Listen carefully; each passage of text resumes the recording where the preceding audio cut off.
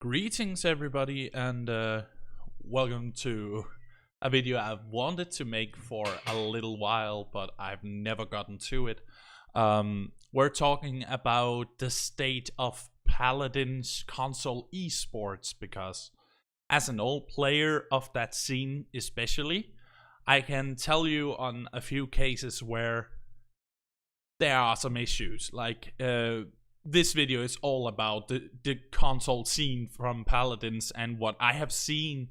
They have tried to made it accessible with weekly open tournaments. That's fine and all. But the format itself that I want to talk about is pretty wrongly made, if you ask me. If we start with, first of all, it is always going to be the top 8 teams at a monthly finals after 3 weeks of open competition, and that's completely fine. There's nothing around that format that is annoying or anything along the lines. That's completely fine. But when we get to LANs and qualifications for LANs, it doesn't even matter if you are on the top 8. It's only the top 1 team on a specific platform, on a specific region, that gets that ticket in.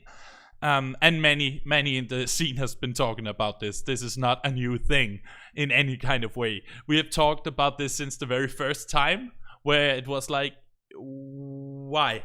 But I will explain a little bit in detail about the format of LAN and why they do this, or my thoughts about how or why they do this. And then we have, of course, the split. Xbox players are competing on their regions and such, and then when we get to the finals, it will always be the best Xbox team versus the best PS4 team. And in my opinion, that is really bad, because that, when it comes down to it, I think if they want to do a real console wars, make the Xbox teams and the PS4 teams battle each other, like EU Xbox versus EU PS4, NA Xbox versus EU Xbox. That would make much more sense, as it is the console wars. It is not, let's put a full celebration of our favorite console. It's supposed to be the wars about who is the superior out of these 4 console / regions. Out of these 4 options, who will stand on top? And it has not been that way, and that's a bit of a shame. But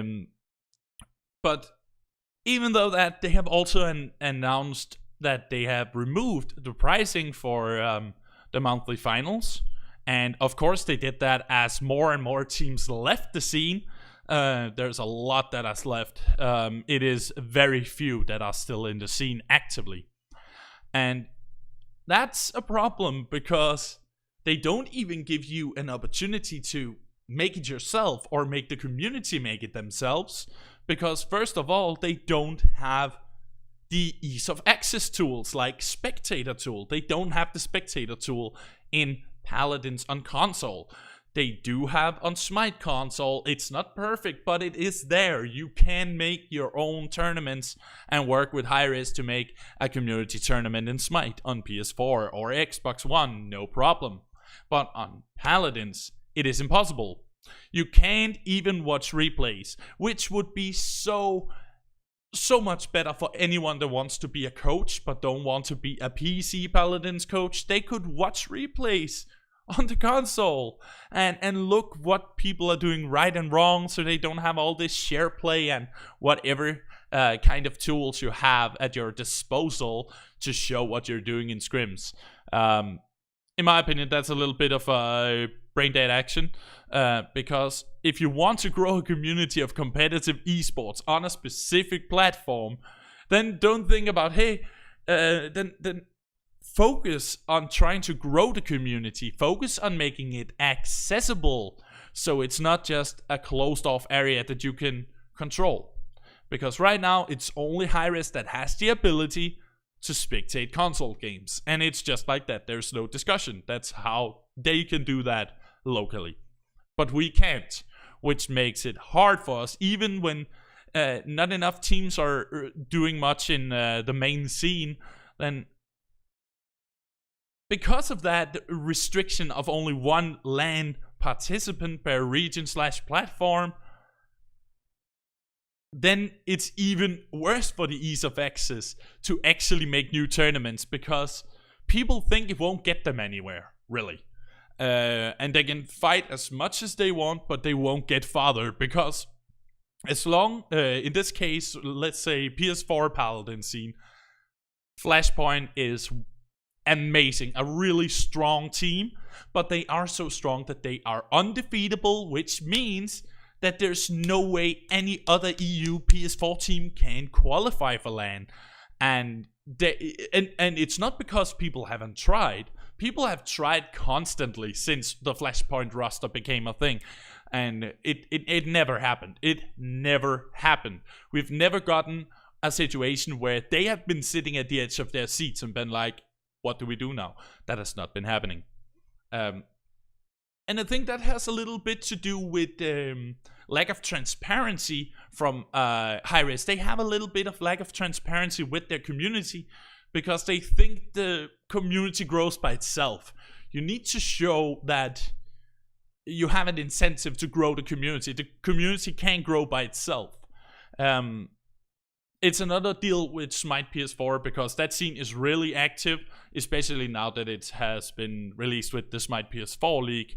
But that was a little bit underneath the surface of a scene. It was an underground scene. And now that that has become a thing, it is very active. They have a lot of teams. It is working like a clock. It is just ticking away every single day, making sure that tournaments are there and people are ready to compete. But here we are with Paladins, and I don't see the same transparency, because it seems that they're trying to say, hey, a lot of teams should apply, but there's not much in store for you, especially now that they have changed the pricing of the finals. As far as I know now, it's only crystals you can win from the monthly finals. But yeah, who knows? Who knows if they'll change that or whatever. For now, I'm just thinking it's really counterintuitive, to say the least. And that is where the teams are saying they feel isolated. This is why so many teams have jumped over to other games or just completely disbanded, never playing competitive again. That is because they feel isolated. They feel like they're in a box they can't get out of. They feel like no matter how much they practice, they won't get really rewarded for it. And really, that is the worst thing you can do to a competitive community. If you want it to grow, don't ever make them feel like they're stuck. Make them feel like they can progress if they get better. And you don't really do that by saying, hey, only one team per region and console for the LAN. So we only have 4 teams at LAN every single time. In my opinion, that is a wrongful decision. And after all of this I've said, I've spent almost 9 minutes talking shit. But this is where it gets real, okay? Because this is where I will talk about the suggestions. What can they do to do it better? What can they do to improve on this system that clearly doesn't work? The first of all thing I would say is make sure that at least 2 teams per region and console can enter the LAN. That makes more teams available, and it will make the scene explode, because there will always be a team that will be like, we want to be number 2, because number 1 is pretty much set in stone now, pretty much overall, because it has been Flashpoint winning the LAN last time. So let's just say they are on the top. It's kind of hard to ever get above them in the console scene right now, but if we had from 4 teams to 8 teams, then we would have a realistic LAN event. That would definitely improve both the viewership, it would improve on how many participates in the community, It makes sure that you are showing you care about that scene in general, because as far as I can see, it looks really, I would call it sterile. It has become sterile. A little bit of we pick what we want. It's only a little bit. It's a secluded area. That's what I'm looking for. It's a secluded area, and that's something they need to improve on. They need to make sure that there is a chance for people to compete. It doesn't matter how they're gonna do it, or if they're gonna make more tournaments with more ability, with more possibilities of entering a tournament. That would have been brilliant. They just need to make sure that they show they care, because right now there are so many teams that just left because they don't see anything in it. No matter how much they practice or get up to the finals, no matter how many times they do that, they will never get anything else than that. Hey, we got second place. That's good. There need to be more than only one carrot at the end of the fishing pole. You need to have a little bit more. It's not enough only with one spot. The second thing, make that spectator open on consoles. Make sure that we can do this, so if you have a lack of tournaments, we could always arrange some other places and actually be able to give content to people by streaming these games and giving a good piece of content. That would be so good. And of course, the third thing that I would say would be a great suggestion from that Hi-Rez should have done is, excuse me.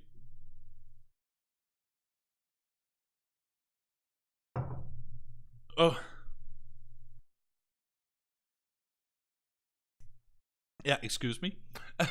But the third suggestion I wanted to note would be, I would really, really, really like to see an availability, like a real way to shut off aim assist completely, because you might say that you have those settings now, but not really, because I have everything set on 0. There is no aim assist, presumably. But I still see some aim snapping and magnet power happening. So, I mean, that has nothing to do with the esports scene. But I would just say that it would be a suggestion to maybe make more people interested in playing the game. If not, you want everybody to have at least a little bit of aim assist. But that was pretty much my video that I wanted to go through as a ex-competitive player in the Paladin scene, and as the owner of the old iTech roster, now under us at Brutal Fisher. I would say, for my sake, for my team's sake, and for every other team's sake in the Paladins console community, please take a minute to watch this video. There might be some foul language, this and there, but I only mean it with love. I really want to see the Paladins console scene become a thing, become a real big thing that people take seriously, because right now it is a pure meme for most of people, and that's a big mistake, and that's a big problem, especially for you as a company that wants to promote esports. Please make sure that you have transparency with the community, and the community will give you back tenfold. That is the only way to go. Do the same as you did with the OB64 scandal. Switch things around. Make a good league that is more functional for the community and not as functional for you as a company. Thank you so much for watching, and take care of yourselves.